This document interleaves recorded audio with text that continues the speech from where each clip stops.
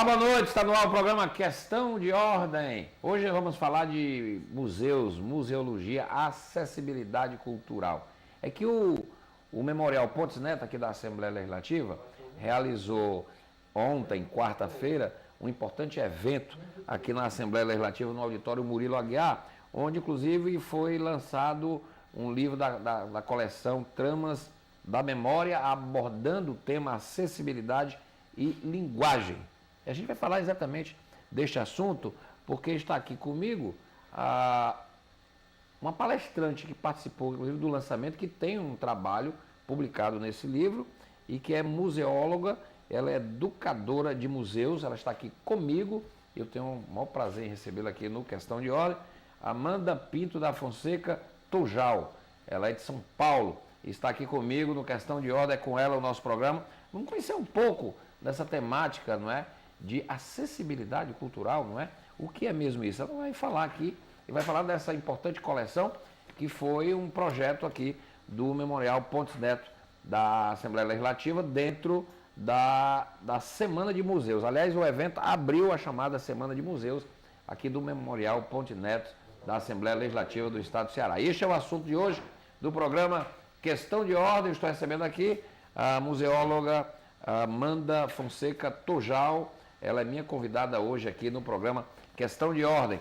E a partir de agora você pode participar do programa, você já sabe, já estamos num contato com os nossos telespectadores através do 0800. Eu prometi, não é, que a gente ia disponibilizar o número 0800 e ele já está aí para você, telespectador da TV Assembleia do Questão de Ordem. 0800 280 2887. Esse número que está aí no vídeo diz que a Assembleia, você pode ligar para ele.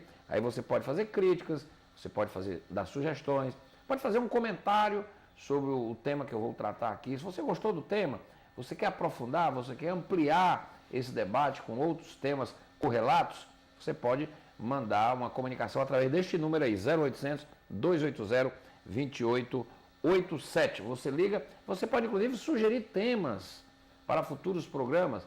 Você pode, você quer debater sobre a guerra lá da Síria, não, tem um assunto, você pode sugerir inclusive entrevistados aqui para o programa Questão de Ordem. Estamos abertos à sua participação, à sua sugestão, à sua colaboração.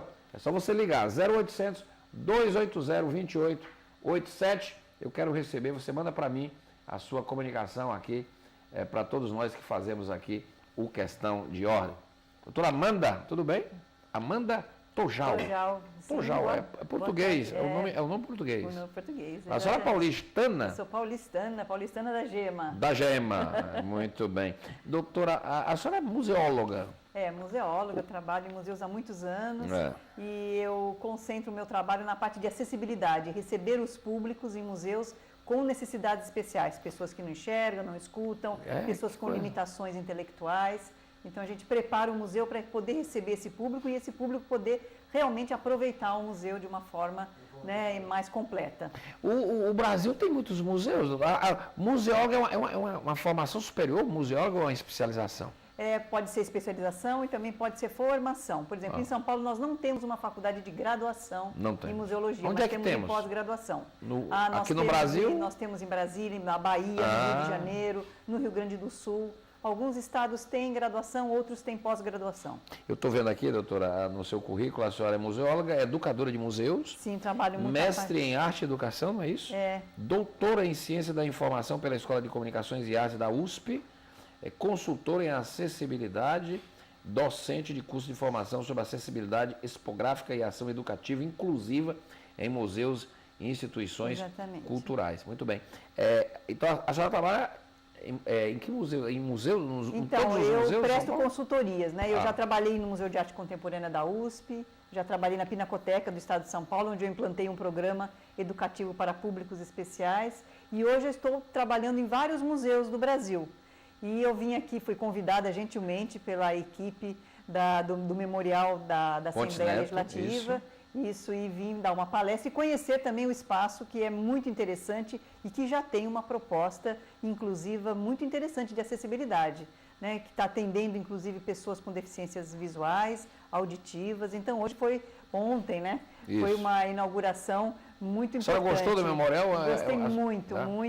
Eu disse mesmo para a equipe que eles estão de parabéns. É uma referência, eu acho que é uma referência inovadora em memoriais de assembleias. Outras assembleias do Brasil precisam ter memoriais, né, pensando na questão da inclusão. Muito bem. Aliás, é um memorial que tem um conceito moderno, né, da Assembleia. Ele foi bem assim vanguardista. Aqui, quando ele foi lançado, ele chamou realmente bastante atenção. Muita atenção. Pelo audiovisual, enfim, pela concepção de você passar a informação, a história, de uma forma bastante interessante. Eu achei muito interessante, inclusive porque há uma equipe educativa, eles têm todo um projeto de receber jovens e falar, inclusive, da importância do poder legislativo. E eu falei muitas vezes ontem e hoje com a equipe, sobre a importância de valorizar o poder legislativo, né, e valorizar de uma maneira muito séria, dando acesso para as pessoas entenderem o que é o poder legislativo, qual é a história dele e a importância da democracia. Né? O poder legislativo é um poder que está envolvido na democracia. Nós temos que ter uma valorização. Hoje a imprensa, infelizmente, há muitas discussões em relação ao poder legislativo, mas nós temos que olhar para frente e ver as coisas importantes que ele tem. Ele é o poder mais criticado, até porque é o poder mais aberto, mais acessível, não é? Nós temos que abrir um espaço de reflexão. E o memorial legislativo daqui, do Ceará, de Fortaleza, ele está aberto à reflexão. Muito bom. Verdade. A Assembleia Legislativa, ela tem uma transparência interessante através dessa televisão, da rádio, FM, do site, enfim. E esse trabalho que a senhora destacou aí do Memorial.net é muito interessante, que eles têm um trabalho todo ano de relação com os jovens e com os portadores de necessidades especiais. Isso, e ontem foi inaugurado o uso do audioguia, né, para o público cego e também do videoguia ou signoguia, que pode ter qualquer nome, para o público surdo. Então, hoje eles podem fazer uma visita autônoma, eles recebem o equipamento e eles fazem uma visita com todas as informações necessárias, né, dos conteúdos apresentados na exposição do memorial. Muito interessante, de primeiríssima qualidade. Que bom. É uma referência que eu acho que o São Paulo tem que ver. Olha aí. Não é? Quer dizer, a Assembleia, o Ceará, dando um bom exemplo. Um excelente exemplo de reflexão e de infraestrutura e de acessibilidade. Muito bem. Essa questão da acessibilidade, doutora, nos museus, não é? Começou... Eu queria que a senhora historiasse um pouco, quer dizer, isso é recente no Brasil, a questão da acessibilidade nos prédios, não é? Nas construções, a sociedade começou a exigir, não é? A imprensa começou a cobrar e as pessoas começaram a cobrar. Eu me lembro aqui, por exemplo, agora nós tivemos uma grande reforma no estádio, né, como de resto os estádios para a Copa, aqui nós somos sede, e nós tivemos a mobilização de cadeirantes, etc., que exigiram para a gente, o projeto ele trouxe isso é importante, coisa que a gente não via no Brasil. E nos museus, quer dizer, eles diziam assim, museu, antigamente a visão de museu é um lugar de coisa velha, museu é um local que que tem a memória, que tem a história. Não se fala só do velho, é do velho e do novo e do futuro, né? Ele tem que projetar o futuro. E nós temos o Museu do Brasil dentro do Império, né? Claro, desde o Império. Pouca gente sabe disso. O Museu do Brasil... Os museus do Rio de Janeiro, né? Os primeiros, né? Museu Nacional, mesmo os jardins botânicos são museus, né? Museus Parece que foi Dom João VI que fundou o primeiro museu no Brasil. Pois é, e depois Dom Pedro II incrementou, então o Museu Histórico Nacional, uma série de museus importantíssimos que estão aí ainda existindo e sendo transformados e cada vez mais pensando nos diversos públicos. Agora, é muito interessante que você falou sobre a importância da acessibilidade nesses museus. É o poder legislativo que inicia as leis, que vão obrigar a acessibilidade em todos os espaços públicos. Então, é muito importante que os memoriais das assembleias, né, contem essa história, porque a lei parte deles, né, e é a partir disso que se espalha por todos os outros museus. Eu acho que a história da acessibilidade em museus, espaços culturais, começa final da década de 80 e 90 no Brasil. E aí recente, não é? É muito recente, porque a inclusão também começa a existir a partir desse momento. E as leis começam a exigir, né, esse tipo de acessibilidade e de adaptações para que todos possam ter acesso a esses espaços culturais. Então, não ter uma rampa, não ter trabalhos voltados para as pessoas cegas, porque como é que as pessoas cegas vão ver um museu? Vão entrar e não podem tocar em nada, não podem chegar perto de nada, não compreendem. Então, nós temos que preparar materiais, mediações, as pessoas cegas também são cidadãs que têm que participar. Que têm um direito. E participar integralmente, não só ouvir informações, elas têm que ir lá, tocar, mediar, explorar os objetos. E tudo isso já está sendo implantado em alguns museus do Brasil. E eu acho que qualquer espaço que pretende trabalhar a história, ele precisa já ser implantado com acessibilidade. Inclusive, os próprios agora estádios, né, de futebol já estão sendo reformados pensando na acessibilidade, que não é só acessibilidade física, é acessibilidade comunicacional também. Como é que você vai passar uma ideia, mostrar um objeto, mostrar um quadro, passar um documento, né? Tudo isso precisa de uma adaptação. Recentemente tivemos um grande show aqui em Fortaleza, do Paul McCartney, e eu pude perceber que já tivemos o respeito da acessibilidade aos cadeirantes, etc. Coisa que não existia, quer dizer, é como se eles fossem cidadãos de segunda classe, né? Te vira, não é? Não vai, nem vai, porque nem você vai. Não consegue chegar lá, exatamente. Não consegue acessar. Exatamente. E hoje já consegue acessar, já consegue ter uma série de outras inovações. É importante, a gente pode perceber que a gente está avançando nisso, né? Estamos O Brasil está avançando, isso é muito importante. A senhora percorreu vários museus e em outros parlamentos também existe essa preocupação? Pois eu estou elogiando o trabalho de Fortaleza, da Assembleia Legislativa. Eu acho que é o primeiro, é o primeiro memorial com essa preocupação de inclusão e acessibilidade. E me parece que outros futuros memoriais estão vindo aqui conhecer o trabalho para poder, né, estão importando a ideia, legal, o know-how. Eu parabenizo muito o trabalho da Assembleia Legislativa aqui. Agora, doutora Amanda, acessibilidade e ação educativa, inclusiva, não é? Como é que se faz a boa acessibilidade? Por que é importante essa questão da acessibilidade? Aliás, foi o tema da sua... A senhora falou sobre acessibilidade, linguagens, exatamente na palestra que a senhora deu ontem. Qual é o ponto fundamental dessa questão e por que ele é importante? Então, primeiro porque museu é um espaço de inclusão social, é um espaço social que traz informações para o público. A escola tem uma importância, o museu tem outra importância, mas ambos são espaços sociais e de educação também. Então, nós temos que focar isso em todos os públicos, não só os públicos que não têm deficiência. A segunda questão é que programas de ação educativa em museus, em espaços culturais, eles têm que ser voltados para 3 grandes áreas. Primeiro, acessibilidade atitudinal. Não adianta nada o memorial, né, da Assembleia Legislativa pensar em inclusão se a pessoa mais importante, né, o presidente da casa, não acredita nisso. Então, nós temos que trabalhar desde a pessoa mais importante, dentro da hierarquia, até todos os públicos, todos os funcionários que estão dentro desse espaço. Primeira coisa. Segunda coisa, acessibilidade física. Como é que eu vou montar um museu se as pessoas não conseguem chegar lá? Nós pomos uma rampa, mas uma rampa quase de uma inclinação de 90 graus. Então, como é que a pessoa vai chegar? Né? Então, nós temos que preparar fisicamente esse espaço. A segunda coisa, nós temos que preparar a comunicação. Será que um texto pode ser lido por todos? Como é que um surdo vai aproveitar esse espaço? Como é que uma pessoa cega vai poder ter acesso a isso? Será que basta uma pessoa ir lá e contar o que é? Né? Ele tem que ter mais do que comunicação, tem que ter a comunicação daquele que não enxerga. O surdo tem que ter aquela comunicação daquele que não escuta.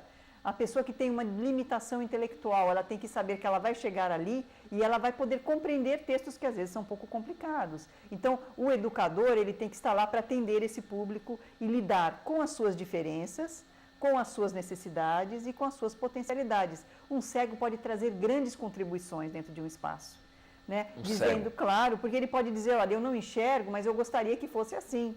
Eu não enxergo, mas por eu não enxergar, eu escuto melhor. Né? Então, o que ele traz de contribuições para um espaço onde é mais visual do que não visual? O que nós podemos fazer? Por exemplo, aqui no Memorial da Assembleia, nós temos uma maquete belíssima. Você já viu? Você já deu uma olhada, né? Que é muito interessante. Então, você toca, você aperta os botões e ela explica que local é esse que você está tocando. Então, você tem a ideia da Assembleia como um todo. Eu falei, puxa, eu que enxergo, entendi como é que são os edifícios e o complexo da Assembleia Legislativa aqui do Ceará, pela maquete. A senhora se localizou espacialmente. Claro. Então, eu que enxergo e aquele que não enxerga também. Então, aqui foi um local de inclusão. Todos aproveitam a maquete, não só aqueles que não enxergam. E foi feito para aqueles que não enxergam. Agora, a senhora tocou... Para isto, é preciso profissionais... Claro. Devidamente preparados, qualificados. E os museus têm que investir nisso. Para essa adaptação, né, onde todos os públicos podem aproveitar, aprender, trocar ideias, dialogar, né, onde há profissionais, então, inclusive formados para receberem esses públicos. Bom, eu estou aqui com a doutora Amanda Pinto da Fonseca Tojal, ela é museóloga e ela está aqui na Assembleia porque ela, inclusive, veio participar e eu vou já conversar com a doutora Amanda sobre o lançamento do livro, terceiro livro da série Tramas da Memória, que inclusive tem uma participação da professora, né, ela que é doutora na área, museóloga, enfim.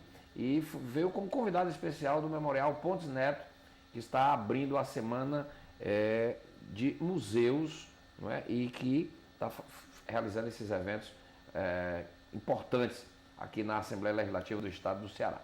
Eu vou fazer um rápido intervalo. O Questão de Ordem volta já.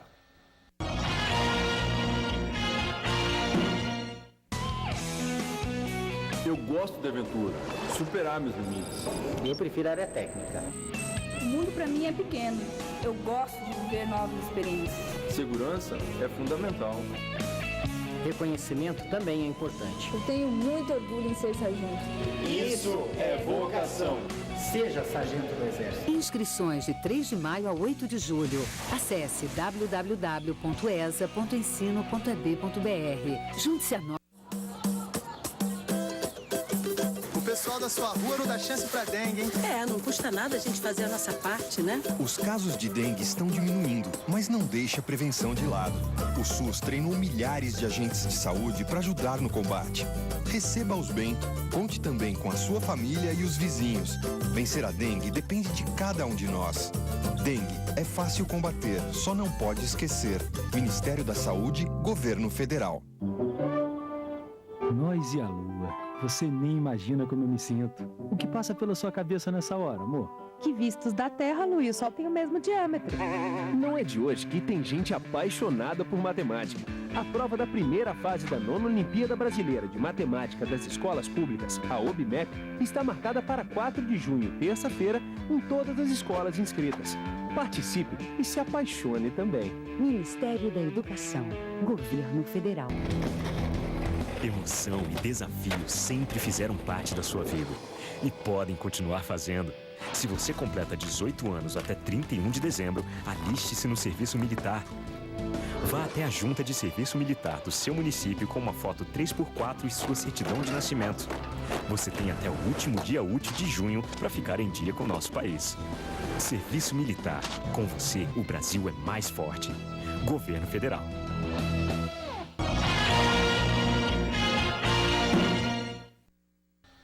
Voltamos com o programa Questão de Ordem. Estamos falando hoje de acessibilidade cultural, porque eu estou aqui ao lado de uma especialista neste assunto. Ela é museóloga, ela presta consultoria a museus em todo o país.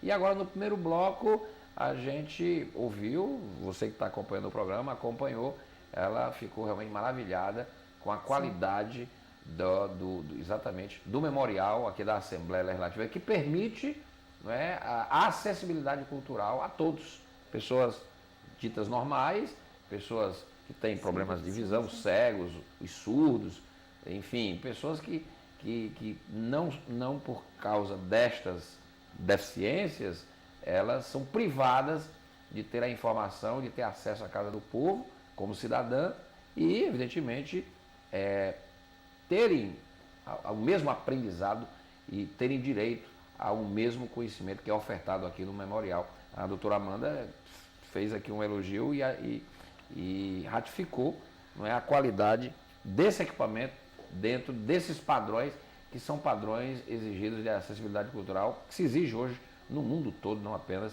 nos parlamentos, enfim. Mas foi muito bom ouvir aqui da doutora Amanda que a Assembleia deu um exemplo de acessibilidade cultural com este equipamento do Memorial Pontes Neto, que fica aqui no hall de entrada da Assembleia Legislativa.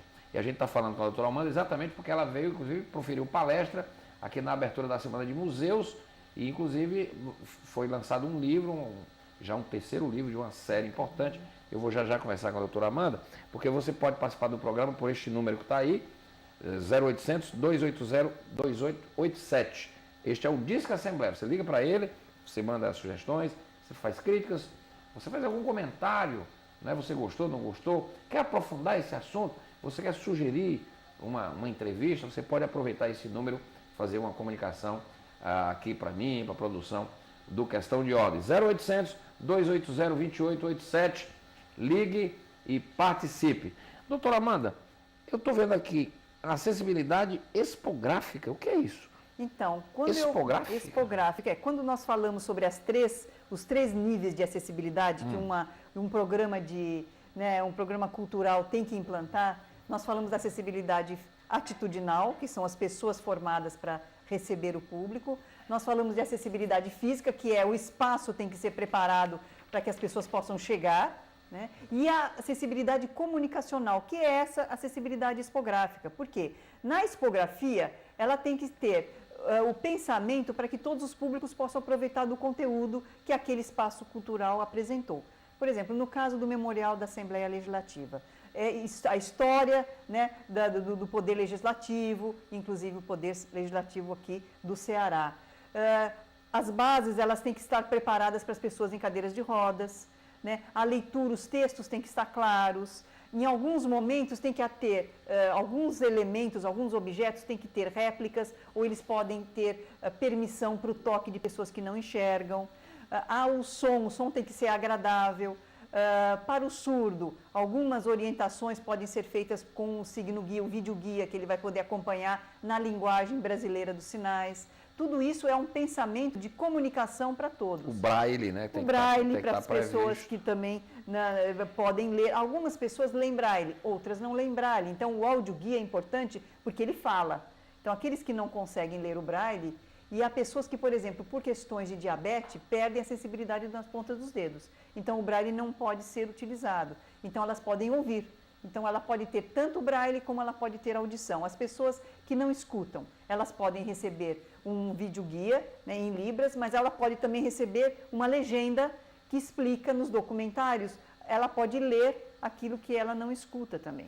O importante que a senhora está dizendo é porque a gente está percebendo aqui é que montar um equipamento cultural deste não é uma coisa de improviso. De jeito nenhum. É um negócio muito sério, quer dizer, há de se ter um projeto e hoje, mais do que nunca, dado a exigência da questão da cidadania, da inclusão social. Exatamente. Antigamente não existia, o Brasil foi a década de 80 para cá, depois da Constituição de 88. Constituição, exatamente. Quer dizer, com essa necessidade de inclusão, quer dizer, se exige hoje projetos profissionais qualificados, uma coisa elaborada, organizada, não é fazer um museu hoje é uma coisa qualquer, fazer um equipamento cultural não é fazer uma coisa improvisada, como é que se chama? Um me engana que eu gosto, né? Não é assim. Em alguns lugares existe um me engana que eu gosto ainda, por isso que a gente tem que estar de olho, né, nos trabalhos sérios e divulgar os trabalhos sérios de referência, como o daqui, por exemplo. Agora, é uma coisa muito importante a gente dizer que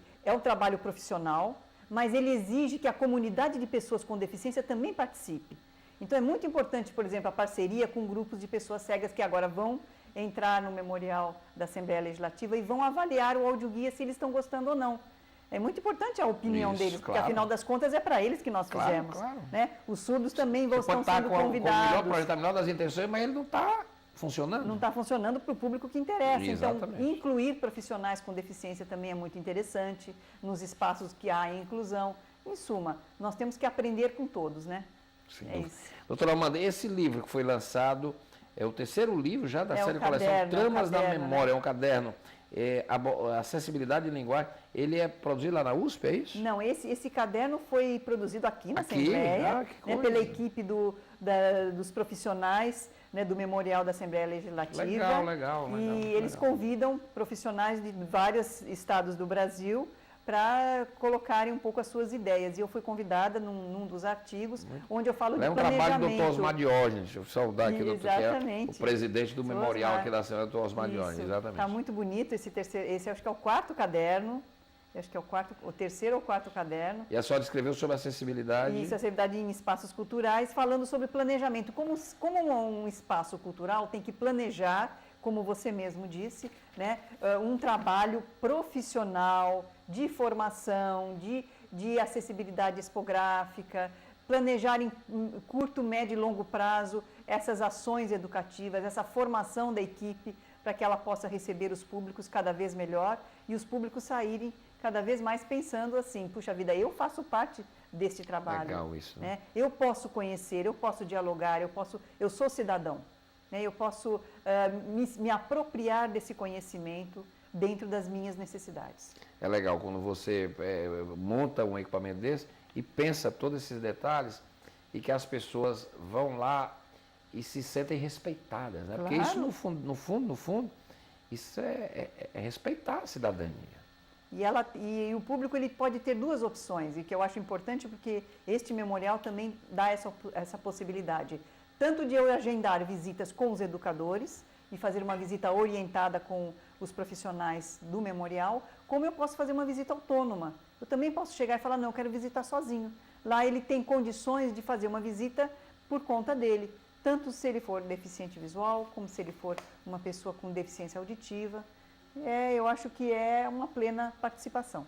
A senhora falou no bloco passado que dá consultorias. Me veio agora uma pergunta. Existe algum programa do Ministério da Cultura voltado para essas questões, doutora? Sim, hoje o IBRAM tem uma série de projetos. Ele tem financiamento para projetos IBRAM, é o Instituto Brasileiro, né, de Museus. De museus. Então, existe esse projeto, e há editais que incentivam museus a se readaptarem para as questões de acessibilidade. Muitas secretarias já estão montando, muitos governos já estão montando as secretarias do Estado do Direito das pessoas com deficiência para que elas possam ter um espaço de luta, inclusive de modificações urbanas, culturais e educacionais. O Brasil está crescendo nessa área, graças a Deus. A senhora conheceu algum outro museu aqui em Fortaleza, no Ceará? Tem o Dragão do Mar, o Centro Cultural Dragão do Mar, que também tem um trabalho voltado para essas questões. Em São Paulo nós temos... também o Dragão do Mar? Está lutando muito para dar inclusão. Tem profissionais, inclusive, com deficiência visual que estão trabalhando lá. E nós temos em São Paulo também a Pinacoteca do Estado de São Paulo, o Museu do Futebol, que foi incluído dentro da sua própria montagem, né? Foi implantado com acessibilidade. Aquele Museu do Futebol que estava no Maracanã, não é, que vai continuar lá agora com o novo Maracanã. Ele também foi todo pensado nessa perspectiva, né? Eu acho que vai ter que pensar, porque agora não tem mais saída, não tem como, né? No momento em que a lei... E com a tecnologia que temos hoje, né? Claro, tem que ser. Todos os novos museus já estão pensando acessibilidade. E a gente está trabalhando com essa demanda. Isso é muito bom. Os profissionais também estão encontrando espaço de trabalho. Isso é importante. Isso é muito bom. Quer dizer, esse encontro da sociedade com a cidadania. Com a cidadania. Não é? E valoriza os profissionais. Claro. E abre mercado, e que as faculdades invistam também, não é? As universidades têm que... Porque daqui a pouco vai faltar profissional qualificado. Principalmente as faculdades de arquitetura, educação, né? Elas precisam pensar que o arquiteto ele não pode mais pensar num espaço que não tem acessibilidade. Não é só a beleza, né? É a beleza, a praticidade e a acessibilidade. Já tem que estar incluído dentro das disciplinas de todas as faculdades. Isso é um conceito que tem que estar nas escolas de arquitetura. No design, né? Na questão da educação, a educação inclusiva tem que estar presente hoje em todas as faculdades. Hoje até mesmo na construção privada, não é? O construtor mais sensível, ele já pensa, imagine uma construção de um prédio público, aí é uma obrigação. Sim, porque agora o Poder Legislativo colocou as leis. Colocou as leis. Por isso que é importante, né? Nós temos o Poder Legislativo olhando por todos. Né?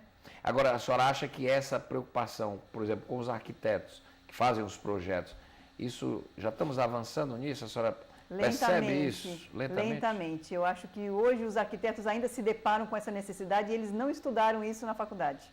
Né? Aí eles vão ter que procurar correr atrás do tempo perdido. Eles não estão eles não têm qualificação para isso, quer dizer, eles não foram aparelhados. Mas estão aprendendo a mesma coisa que o professor, né? Que recebia alunos sem necessidades especiais e agora está recebendo na inclusão na escola pública alunos com necessidades especiais. E ele vai ter que correr atrás de como ele vai atender esse aluno que tem uma deficiência dentro de uma sala com mais de 30 alunos sem deficiência. Como é que nós vamos trabalhar isso? Há necessidade de uma readaptação, de uma formação, de uma capacitação desses profissionais. Aliás, hoje aqui na Assembleia tinha um projeto que está tramitando que versa sobre a formação, a qualificação de professores para trabalhar com crianças autistas nas escolas públicas do Estado. Porque eles estão sendo incluídos na sala de aula, só que eles estão sendo incluídos e o professor não tem formação, a escola não tem infraestrutura. Que inclusão é essa? Nós temos que batalhar para que essa inclusão seja responsável, seja real, não seja só, né,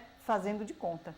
A senhora falou também que o aluno, quando a senhora falou aqui em crianças necessidades especiais, mas crianças também com retardamento... Com deficiência intelectual. Né? Como é que faz para incluir? Isso é uma questão que eu fiquei aqui.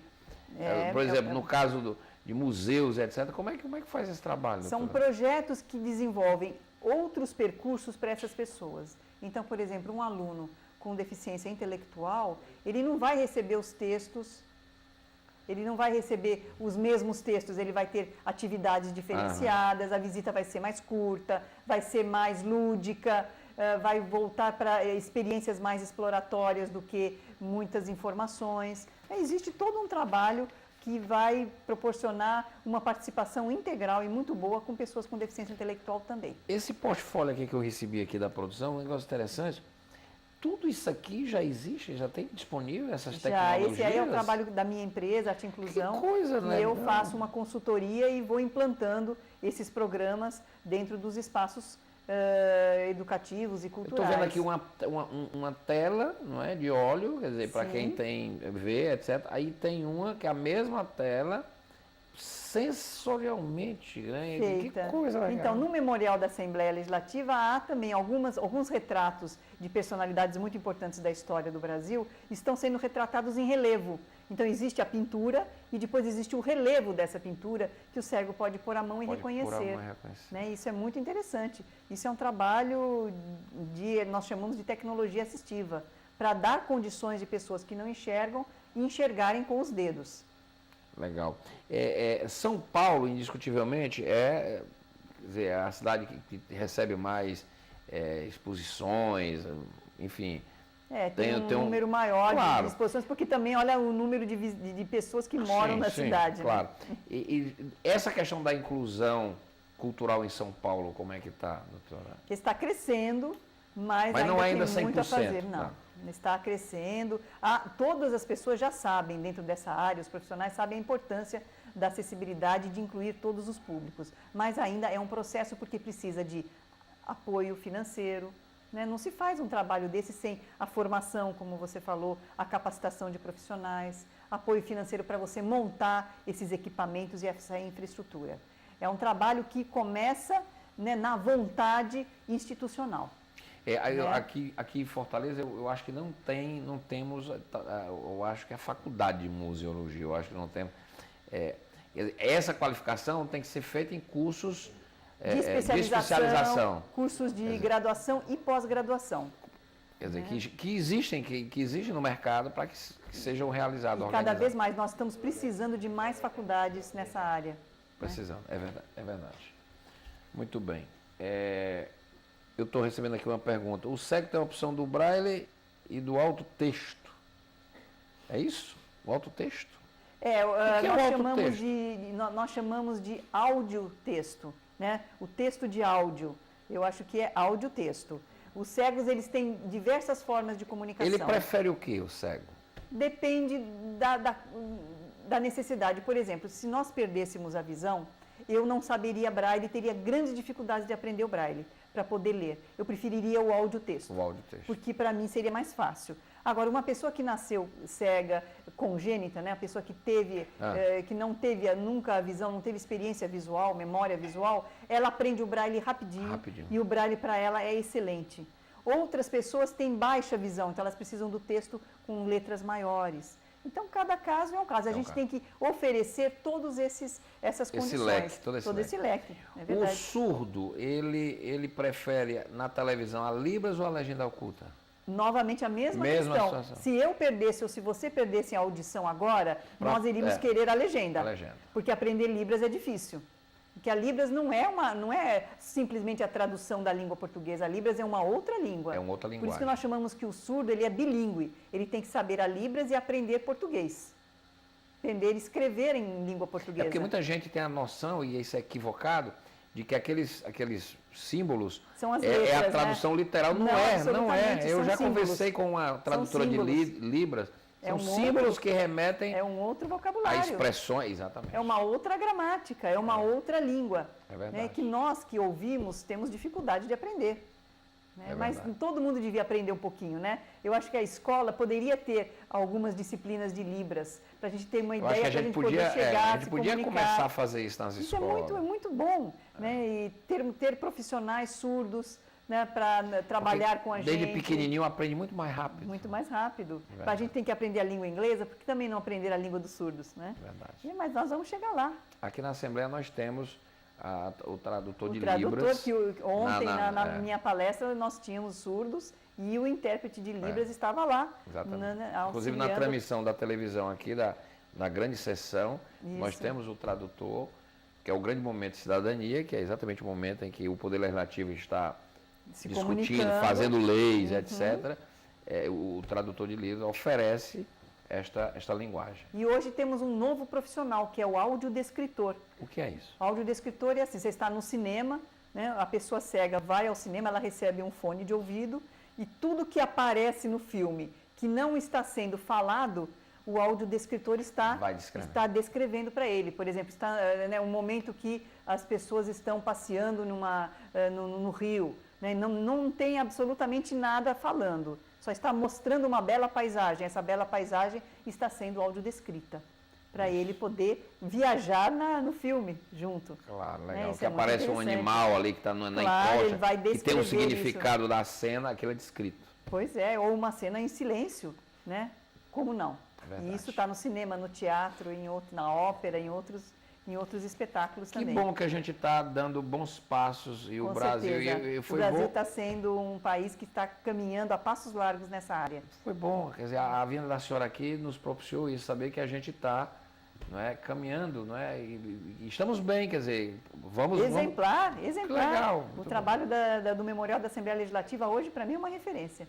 Eu fiquei muito encantada e estou parabenizando e o povo do Ceará. Esse livro, ele também está sendo distribuído aqui no Memorial. Aqui. Né? As pessoas que virão aqui no Memorial. Vai receber esse recebe caderno. No livro, esse caderno, inclusive um texto da professora Amanda Tojal sobre a acessibilidade e linguagem. Exatamente. Doutora Amanda, muito obrigado. Muito obrigada a vocês, muito obrigada pelo convite e parabéns mais uma vez. Fiquei muito feliz em tê-la aqui. Muito obrigada. E a senhora ter tido a oportunidade de compartilhar essas boas informações com o nosso público. Vocês estão de parabéns. Muito obrigado. Foi muito bom tê-la aqui no programa hoje. O programa Questão de Ordem fica por aqui. A gente volta amanhã. Até lá.